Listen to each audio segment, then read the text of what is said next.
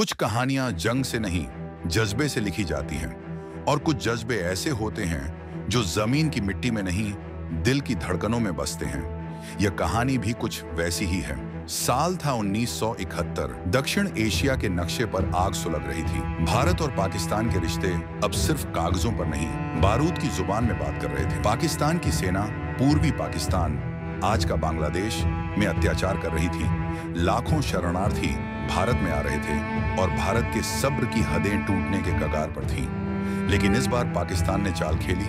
पश्चिमी सीमा से हमला, राजस्थान का रेगिस्तान, तपती दोपहरें, सर्द रातें और दूर दूर तक रेत ही रेत। इस वीरान जमीन पर बसा था एक छोटा सा सैन्य पोस्ट, लौंगेवाला। ये पोस्ट था रणनीतिक दृष्टि से बेहद अहम। अगर ये पोस्ट टूटता तो रास्ता खुल जाता जैसलमेर, जोधपुर और फिर भारत के अंदरूनी हिस्सों तक जाने का।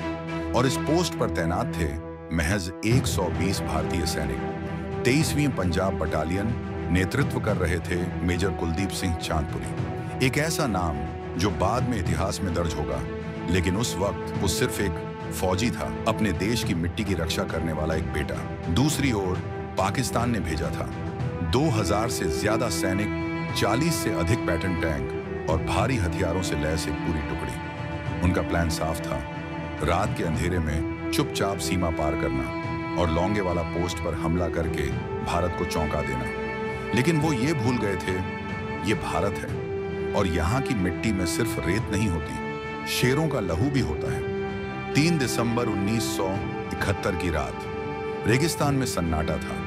आकाश में चांदनी फैली हुई थी और हवाएं हल्की सर्द थीं, लेकिन पोस्ट पर तैनात हर जवान की नसों में गर्म लहू दौड़ रहा था।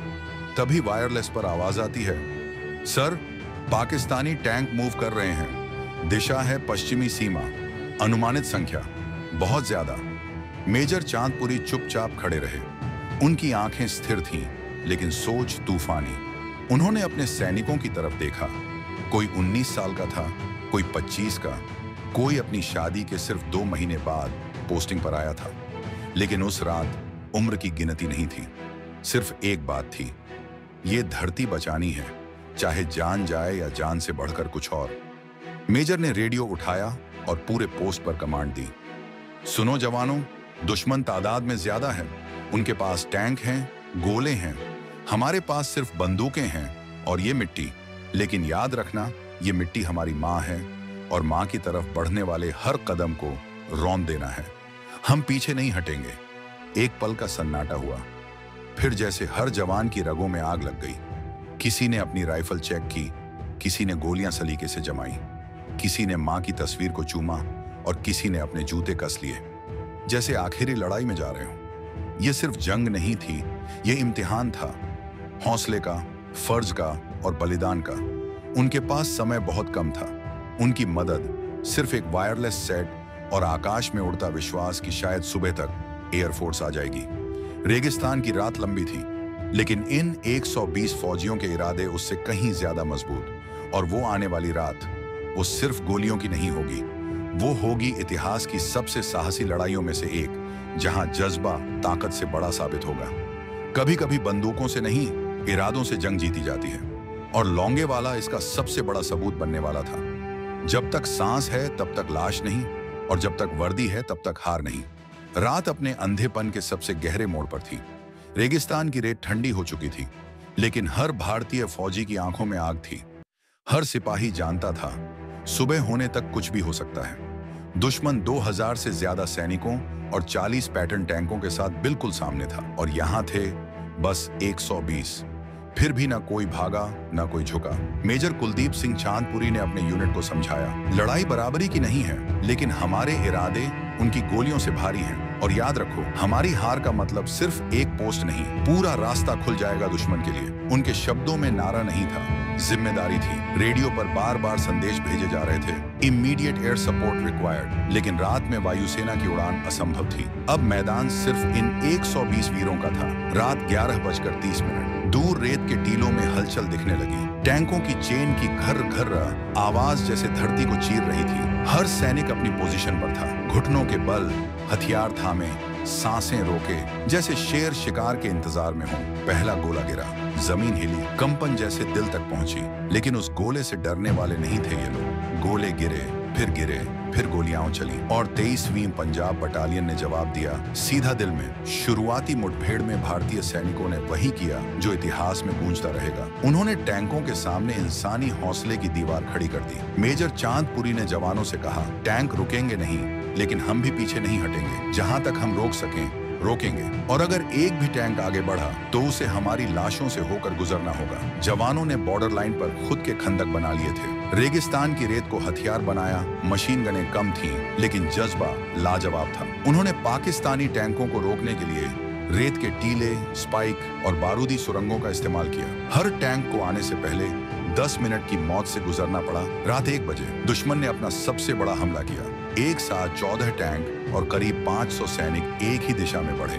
मेजर चांदपुरी ने फौरन मोर्चा बदला। सिपाही हरभजन, सिपाही गुलजार, सिपाही अमरजीत, सबने एक स्वर में जवाब दिया, आदेश मिल गया सर, अब दुश्मन नहीं बचेगा।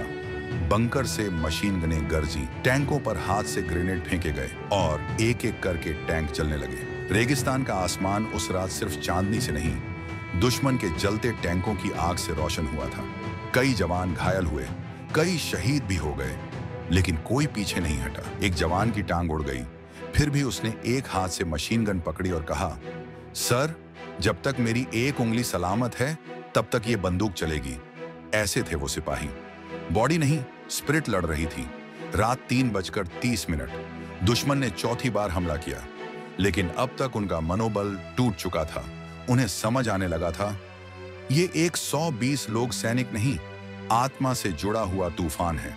तभी रेडियो पर संदेश आता है, Indian Air Force inbound, dawn strike confirmed, यानी सुबह होते ही आसमान से कहर बरसेगा। मेजर चांदपुरी ने मुस्कुराकर कहा, बस जवानों, थोड़ी और देर, फिर ऊपर से सर्जिकल वॉर होगा। तब तक हम ये मोर्चा नहीं छोड़ेंगे। रात का अंतिम पहर, धुआं, बारूद, गोलियों की आवाजें, और उस बीच भारत की मिट्टी की सौगंध खाए हुए 120 फौजी, अडिग, अचल, अमर। हर वीर गाथा की अपनी सुबह होती है। कुछ सुबह धूप से चमकती हैं, तो कुछ बहादुरी के जुनून से जलती हैं। रात का अंधेरा धीरे धीरे पिघलने लगा। जहां तक नजर जा रही थी, केवल उगते हुए सूरज की पहली किरणें थीं, और उसी के साथ आई थी आसमान से गड़गड़ाहट। भारतीय वायुसेना का पहला आक्रमण। मेजर चांदपुरी और उनके जवानों के दिलों में एक नई उम्मीद जगी। बहुत दिन, बहुत रात गुजरे थे, पर अब आकाश से हमारी ताकत भी शामिल हो रही थी। सुबह 4:30, आसमान में तेज गड़गड़ाहट। भारतीय वायुसेना के मिग XNX-1 लड़ाकू विमान पाकिस्तान की टैंकों और फौजियों के ऊपर हमला कर रहे थे।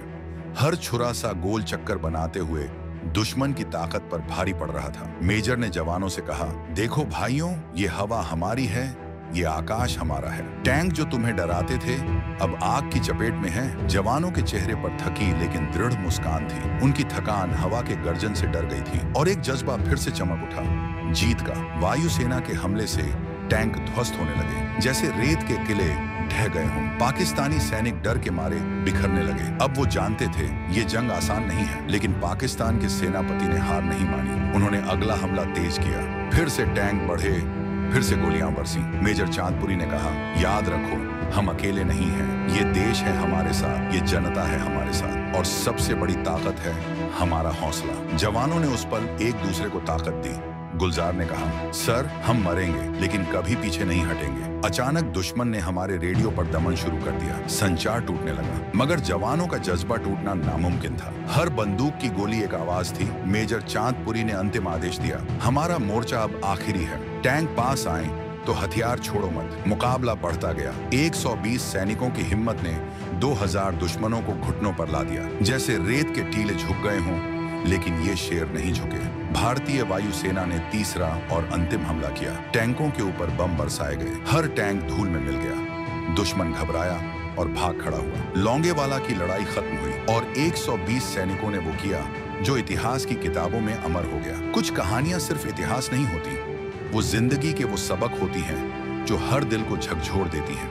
लौंगेवाला की लड़ाई ऐसी ही एक कहानी है जो न सिर्फ जंग का किस्सा है, बल्कि हिम्मत, बलिदान और देशभक्ति की अमर गाथा भी है।